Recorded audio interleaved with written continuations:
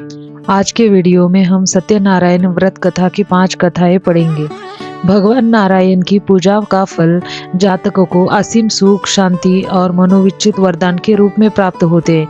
हिंदू धर्म में सत्यनारायण पूजा का बहुत महत्व माना जाता है। इसका फल स्वरूप कल्याण और समृद्धि, कष्टों का निवारण, मनोकामना की पूर्ति, पितृदोष से मुक्ति, वंश की वृद्धि। जिन परिवारों में संतान उत्पत्ति में बाधा आती है उनके लिए बहुत लाभदायी माना जाता है। यह पूजा करने से घर में सकारात्मक ऊर्जा संचार होती है और भगवान नारायण का आशीर्वाद प्राप्त होता है। श्री सत्यनारायण भगवान जी की कथा आरंभ करते हैं। प्रथम अध्याय। व्यास जी ने कहा, एक समय की बात है, नवमी शारण्य तीर्थ में शयन कादिक 28,000 ऋषियों ने पुराणतोश्री सूत जी से पूछा, हे सूत जी, इस कलयुग में वेद विद्या रहित मनुष्यों को प्रभु भक्ति किस प्रकार मिलेगी तथा उनका उद्धार कैसे होगा? हे मुनिश्रेष्ठ, कोई ऐसा व्रत अथवा तप कहिए जिसके कारण से थोड़े ही समय में पुण्य प्राप्त हो तथा मनोवच्चित फल भी मिले। हमारी प्रबल इच्छा है कि हम ऐसी कथा सुने। सर्वशास्त्रज्ञाता श्री सूत जी ने कहा, हे वैष्णवों, मैं पूज्य आप सबसे प्राणियों के हित की बात पूछी है। अब मैं वो श्रेष्ठ व्रत को आपसे कहता हूँ जिससे नारद जी के पूछने पर श्री लक्ष्मी नारायण भगवान ने उन्हें बताया था। कथा इस प्रकार है, आप सुबह सब सुने। एक समय देव ऋषि नारद जी दूसरों के हित की इच्छा से सभी लोकों में घूमते हुए मृत्यु लोक में आ पहुँचे। यहाँ अनेक योनियों के जन्मों प्राय सभी मनुष्यों को अपने कर्मों के अनुसार कहीं दुखों से पीड़ित देखकर उन्होंने विचार किया कि किस यत्न से करने से प्राणियों के दुखों का नाश होगा। ऐसा मन में विचार कर श्री नारद विष्णु लोक गए। यहाँ श्वेत वर्ण और 4 भुजाओं वाले देवों के ईश नारायण को, जिनके हाथों में शंख, चक्र, गदा और पद्म तथा वरमाला पहने हुए थे, देखकर स्तुति करने लगे। नारद जी ने कहा, हे भगवान, आप अत्यंत शक्ति से संपन्न हैं। मन तथा वाणी भी आपको नहीं पा सकती। आपका यदि मध्य अंत भी नहीं है। आप निर्गुण स्वरूप, सृष्टि के कारण भक्तों के दुखों को नष्ट करने वाले, आपको मेरा नमस्कार है। इस प्रकार की स्तुति सुनकर विष्णु बोले, हे मुनि श्रेष्ठ, आपके मन में क्या है? आपका किस काम के लिए यहाँ आगमन हुआ है? निसंकोच कहे। तब नारद मुनि ने कहा, मृत्यु लोक से सब मनुष्य जो अनेक योनियों में पैदा हुए हैं, अपने अपने कर्मों द्वारा अनेक प्रकार के दुखों से पीड़ित है। हे नाथ, यदि आप मुझ पर दया करते हैं तो बताइए, उन मनुष्यों के सब दुखों थोड़े से ही प्रयत्न से कैसे दूर हो सकते हैं? विष्णु भगवान ने कहा, हे नारद, मनुष्यों की भलाई के लिए तुमने यह बहुत अच्छा प्रश्न किया है। जिस व्रत के करने से मनुष्य मोह से छूट जाता है, वह व्रत है तुमसे कहना चाहता हूँ। बहुत पुण्य देने वाला स्वर्ग तथा मृत्यु दोनों में दुर्लभ एक उत्तम व्रत है जो आज मैं प्रेमवश होकर तुमसे कहता हूँ। श्री सत्यनारायण भगवान का यह व्रत विधि विधान पूर्वक संपन्न करने से मनुष्य इस धरती पर सुख भोग कर मरने पर मोक्ष को प्राप्त होता है। श्री हरि विष्णु भगवान के यह वचन सुनकर नारद जी मुनि बोले, हे भगवान, उस व्रत का फल क्या है? क्या विधान है? इससे पूर्व यह व्रत किसने किया है और किस दिन यह व्रत करना चाहिए? कृपया मुझे विस्तार से बताइए। श्री विष्णु ने कहा, हे नारद, दुख शोक आदि दूर करने वाला यह व्रत सब स्थानों पर विजयी करने वाला है। भक्ति और श्रद्धा के साथ किसी भी दिन मनुष्य श्री सत्यनारायण भगवान की संध्या के समय ब्राह्मणों और बंधुओं के साथ धर्म पारायण होकर पूजा करें। भक्ति भाव से नैवेद्य, केले का फल, शहद, घी, शक्कर अथवा गुड़, दूध और गेहूं का आटा, सवाया ले, चूर्ण भी ले ले, इन सबको भक्ति भाव से भगवान को अर्पण करे। बंधु बांधवों सहित ब्राह्मणों को भोजन कराए। इसके पश्चात स्वयं भोजन करे। रात्रि में नित्य गीत आदि का आयोजन कर श्री सत्यनारायण भगवान का श्रवण करता हुआ समय व्यतीत करे। कली काल में मृत्यु लोक में यही एक लघु उपाय है जिससे अल्प समय और अल्प धन में महान पुण्य प्राप्त हो सकता है। श्री सत्यनारायण भगवान की जय। इसी के साथ दूसरा अध्याय आरंभ करते हैं। सूत जी ने कहा, हे ऋषियों, जिन्होंने पहले समय में इस व्रत को किया है उसका इतिहास कहता हूँ, आप सब ध्यान से सुने। सुंदर काशीपुरी नगरी में एक अत्यंत निर्धन ब्राह्मण रहता था। वह ब्राह्मण भूख से प्यास से बेचैन होकर पृथ्वी पर घूमता रहता था।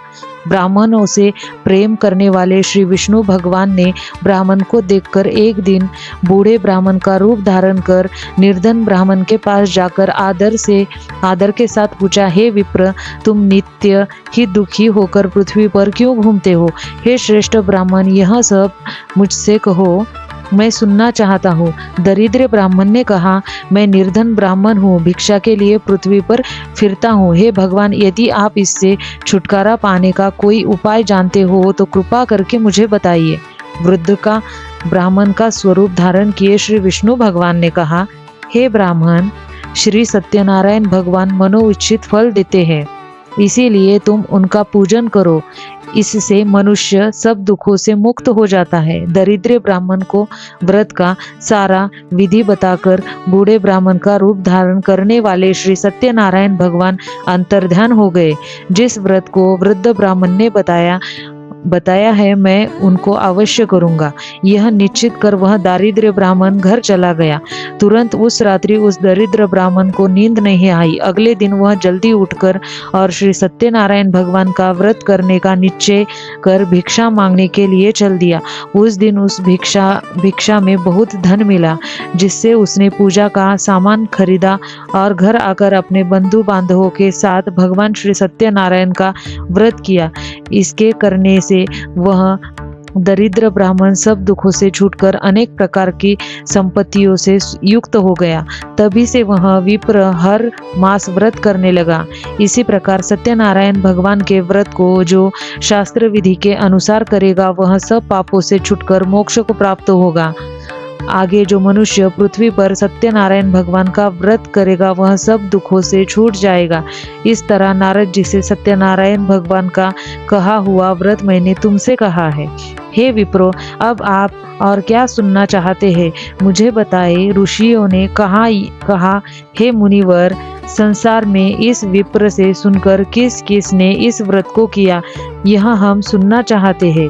इसके लिए हमारे मन में श्रद्धा है। श्री सूत जी ने कहा, हे मुनियों, जिस जिस प्राणी ने इस व्रत को किया है, उन सब की कथा सुनो। एक समय वह ब्राह्मण धन और ऐश्वर्य के अनुसार बंधु बांधवों के साथ अपने घर पर व्रत कर रहा था। उसी समय एक लकड़ी बेचने वाला बूढ़ा व्यक्ति वहां आया। उसने सिर पर रखा लकड़ियों का गट्टर बाहर रख दिया और विप्र के मकान में चला गया। प्यास से व्याकुल लकड़हारे ने विप्र को व्रत करते देखा। वह प्यास को भूल गया था। उसने उस व्रत को नमस्कार किया और पूछा, हे विप्र, आप यह किसका पूजन कर रहे हैं? इस व्रत से आपको क्या फल मिलता है? कृपा करके मुझे बताइए। ब्राह्मण ने कहा, सब मनोकामनाओं को पूरा करने वाला यह श्री सत्यनारायण भगवान का व्रत है। इसकी ही कृपा से मेरे यहाँ धन धान्य आदि की वृद्धि हुई है। विप्र से इस व्रत के बारे में जानकर यह लकड़हारा बहुत प्रसन्न हुआ। भगवान का चरण अमृत ले और भोजन करने के बाद वह अपने घर को चला गया। अगले दिन लकड़हारे ने अपने मन में संकल्प किया कि आज ग्राम में लकड़ी बेचने से जो धन मिलेगा, उसी से भगवान सत्यनारायण का व्रत करूंगा। मन में ऐसा विचार कर वह लकड़हारा लकड़िया का गट्ठा अपने सिर पर रखकर जिस नगर में धनवान लोग रहते थे वहां गया। उस दिन उसे उन लकड़ियों के 4 गुने दाम मिले। वह बूढ़ा लकड़हारा अति प्रसन्न होकर पके केले, शक्कर, शहद, घी, दूध, दही और गेहूं का चूर्ण इत्यादि श्री सत्यनारायण भगवान के व्रत की सभी सामग्री लेकर अपने घर आ गया। फिर उसने अपने बंधु बांधवों को बुलाकर विधिवत के साथ भगवान का पूजन और व्रत किया। उस व्रत के प्रभाव से वह बूढ़ा लकड़हारा धन, पुत्र आदि से युक्त हुआ और संसार के समस्त सुख भोगकर वैकुंठ चला गया। बोलिए श्री सत्यनारायण भगवान की जय। के साथ हम तीसरा अध्याय आरंभ करते हैं।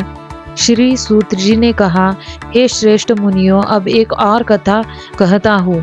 पूर्व काल में उल्का मुख नामक का एक बुद्धिमान राजा था। वह सत्यवक्ता और जितेंद्रिय था। प्रतिदिन देवस्थानों पर जाता था, गरीबों को धन देकर उनके कष्ट दूर करता था। उसकी पत्नी सुंदर और सती साध्वी थी। भद्रशिला नदी के तट पर उन दोनों ने श्री सत्यनारायण भगवान का व्रत किया। उस समय वहां साधु नामक एक वैश्य आया। उसके पास व्यापार के लिए बहुत सा धन था। राजा को व्रत करते देख उसने विनय के साथ पूछा, हे राजन, भक्ति युक्त चित्त से यहाँ आप क्या कर रहे हैं?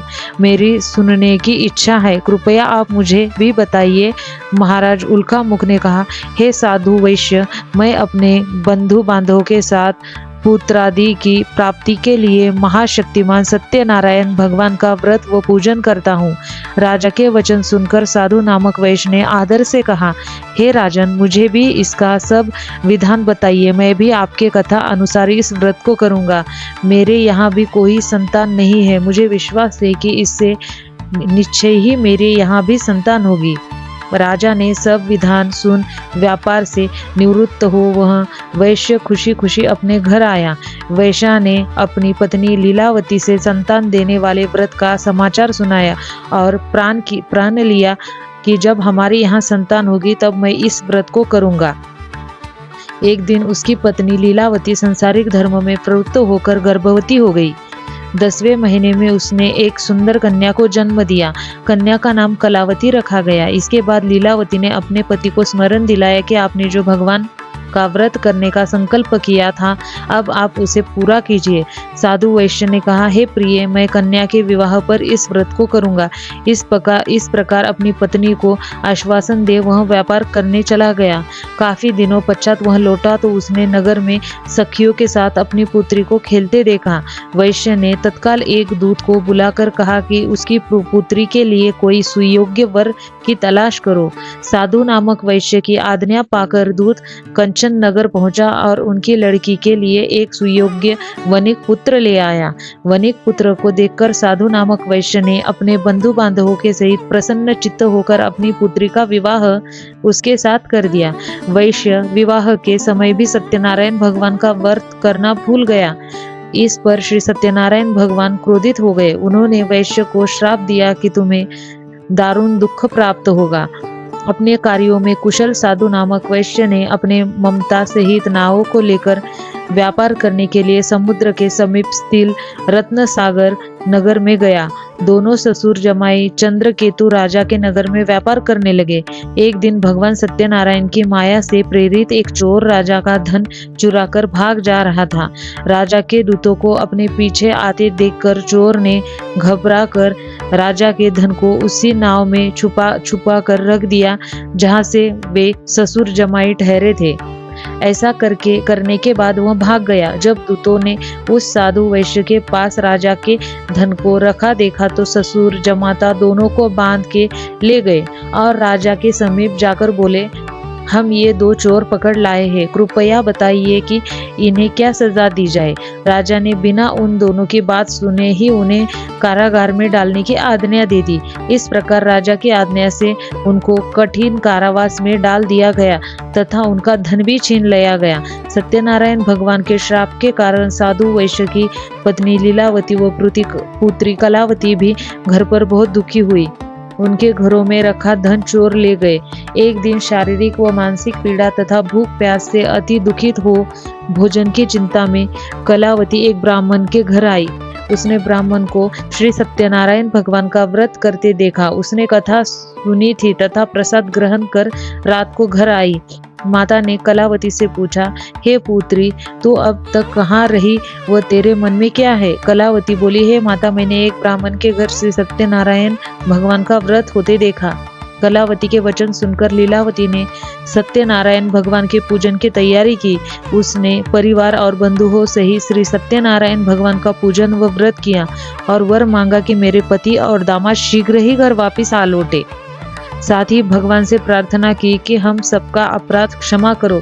श्री सत्यनारायण भगवान इस व्रत से संतुष्ट हो गए। उन्होंने राजा चंद्रकेतु को स्वप्न में दर्शन देकर कहा, हे राजन, जिन दोनों वैश्यों को तुमने बंदी बना रखा है वे निर्दोष है, उन्हें प्राप्त ही छोड़ दो, अन्यथा मैं तेरा धन, राज्य, पुत्र आदि सब नष्ट कर दूंगा। राजा से ऐसे वचन कहकर भगवान अत्यंत हो गए। प्रातःकाल राजा चंद्रकेतु ने सभा में सबको अपना स्वप्न सुनाया और सैनिकों को आज्ञा दी कि दोनों वानिक पुत्रों को कैद से मुक्त कर सभा में लाया जाए। दोनों ने आते ही राजा को प्रणाम किया। राजा ने उनसे कहा, हे महाभूतो भवो, तुम्हें भावी वश ऐसा कठिन दुख प्राप्त हुआ है, अब तुम्हें कोई भय नहीं है, तुम मुक्त हो। ऐसा कहकर राजा ने उनके नए नए वस्त्राभूषण पहनाकर तथा उनका जितना धन लिया था उतना धन लौटाकर उनसे विदा लिया। दोनों वैश्य अपने अपने घर चले गए। श्री सत्यनारायण भगवान की जय। इसी के साथ हम चौथा अध्याय शुरू करते हैं। श्री सूत जी ने आगे कहा, वैश्य और उसके जमाई ने मंगलाचार करके यात्रा आरंभ की और अपने नगर की ओर चल पड़े। उनके थोड़ी दूरी आगे बढ़ने पर दंडी वेशधारी श्री सत्यनारायण भगवान ने उससे पूछा, हे साधु, तेरी नाव में क्या है? अभिमानी वणिक हंसता हुआ बोला, हे दंडी, आप क्या पूछते हैं? क्या धन लेने की इच्छा है? मेरी नाव में तो बेल और पत्ते भरे हैं। वैश्य का कठोर वचन सुनकर दंडी वेशधारी श्री सत्यनारायण भगवान ने कहा, तुम्हारा वचन सत्य हो। ऐसा कहकर वे वहां से कुछ दूर जाकर समुद्र के किनारे बैठ गए। दंडी महाराज के जाने के पश्चात वैश्य ने नित्य क्रिया से निवृत्त होने के बाद नाव को ऊंची ऊटी देखकर अचंबा किया तथा नाव में बेल पत्ते आदि देखकर मूर्छित हो जमीन पर गिर पड़ा। मूर्छा खुलने पर अत्यंत शोक प्रकट करने लगा। तब उसके जमाता ने कहा, आप शोक न करें, यह दंडी महाराज का श्राप है, अतः उनकी शरण में ही चलना चाहिए, तभी हमारी मनोकामना पूरी होगी। जमाता के वचन सुनकर वह साधु नामक वैश्य दंडी महाराज के पास पहुंचा और भक्ति भाव से प्रणाम करके बोला, मैंने जो आपसे सत्य वचन कहे थे उसके लिए क्षमा करे। ऐसा कहकर वैश्य रोने लगा। तब दंडी भगवान बोले, हे वणिक पुत्र, मेरी आज्ञा से तुझे बार बार दुख प्राप्त हुआ है, तू मेरी पूजा से विमुख हुआ है।